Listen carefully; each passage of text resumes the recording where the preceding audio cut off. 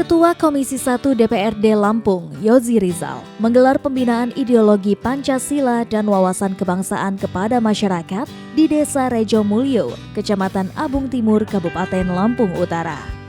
Hadir pula dalam kegiatan Ketua DPRD Kabupaten Lampung Utara, narasumber dari Kementerian Hukum dan HAM Provinsi Lampung, Sekretaris Desa Rejomulyo, tokoh agama, tokoh adat, serta masyarakat Desa Rejomulyo. Pembinaan ideologi Pancasila sebetulnya ini hanya sekedar mengingatkan kita saja.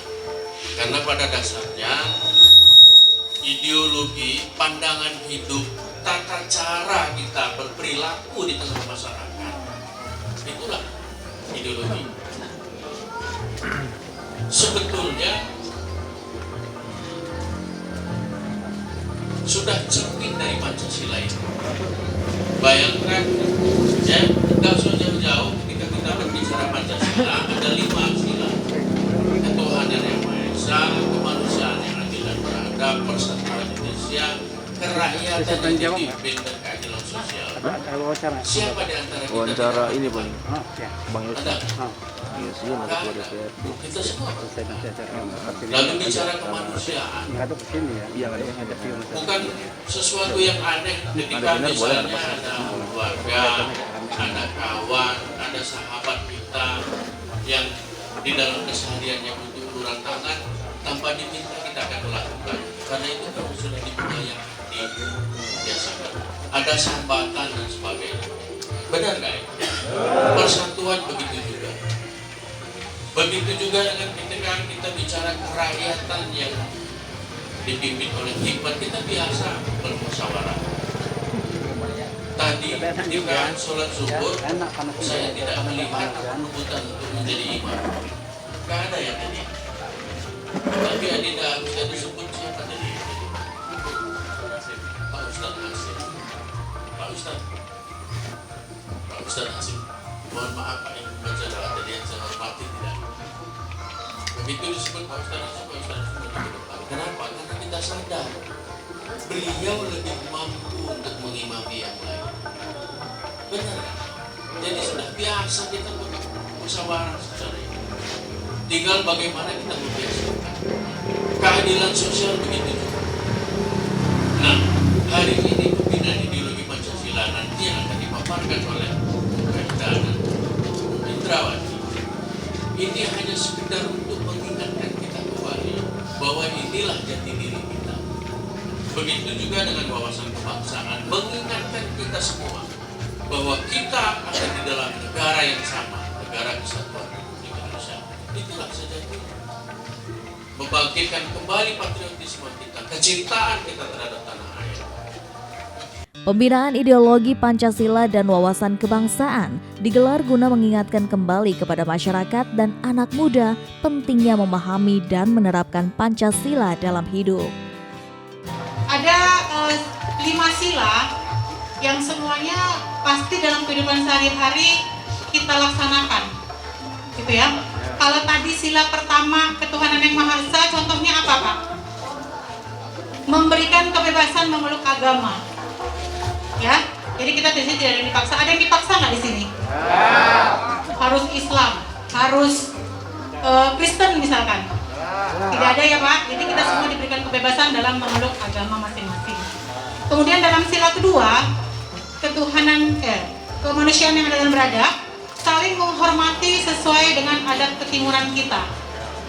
Ya, yang muda menghargai yang tua pun begitu. Jadi bukan berarti tua terus kita mentang-mentang ya Pak. Jadi yang muda dan yang tua saling menghargai. Kemudian sila ketiga, Persatuan Indonesia selalu mementingkan kepentingan golongan dibandingkan dengan kepentingan individu. Jadi kalau ada kepentingan bersama, itulah yang kita dahulukan. Ya, misalkan contohnya kita ada kegiatan di kampung. Ya, terus kita ada kepentingan pribadi yang tidak begitu penting dan urgent. Sebaiknya kita mau mendahulukan yang mana? Yang kepentingan bersama ya Pak, ya.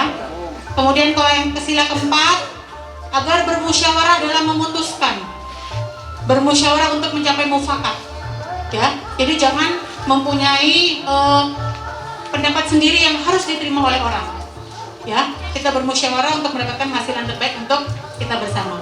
Kemudian sila yang kelima, bersikap adil dalam memutuskan suatu permasalahan serta gotong royong. Nah, yang akan saya tambahkan sedikit dari tema kita yang sekarang, sesuai dengan sila kelima, yaitu bersikap adil. Kami dari Kementerian Hukum dan HAM mempunyai satu program unggulan, yaitu mungkin belum banyak yang tahu ya Pak, karena kami sudah lumayan keliling kemana-mana, masih banyak masyarakat yang belum tahu. Jadi kami punya namanya program bantuan hukum gratis bagi masyarakat yang tidak mampu, gitu ya.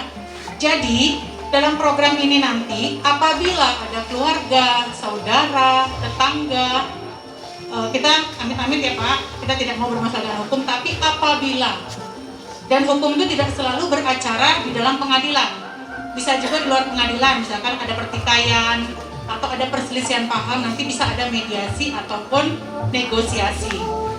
Jadi itu, apabila bapak-bapak di sini membutuhkan bantuan pengacara, kan kalau bayar pengacara mahal tuh, ya. Nah di sini bisa kami bantu untuk menyediakan pengacara secara cuma-cuma, tapi hanya diperuntukkan bagi masyarakat tidak mampu. Apa syarat utamanya? Hanya mempunyai surat keterangan tidak mampu atau SKTM yang dikeluarkan oleh Pak Lurah, ya. Jadi nanti bisa kita jembatani dengan dipertemukan dengan pengacara. Pengacara nanti si penerima bantuan hukum ini tidak membayar sama sekali, karena dia sudah dibayar oleh Kementerian Hukum dan HAM, ya. Jadi misalkan ada yang kasusnya kasus pidana, perdata, itu semua bisa ditangani oleh pengacara. Kalau di Lampung Utara ini kita ada 2 OBH yang sudah terakreditasi atau terverifikasi, yaitu OBH Menang Jagat dan Fiat Justisia. Itu semua dari Kota Bumi, ya. Tapi kalaupun nanti kesusahan, nanti bisa disambungkan sama Pak Agus atau Pak Cari Sekdesnya. Nanti bisa menghubungi kami, nanti akan kami jembatani, ya.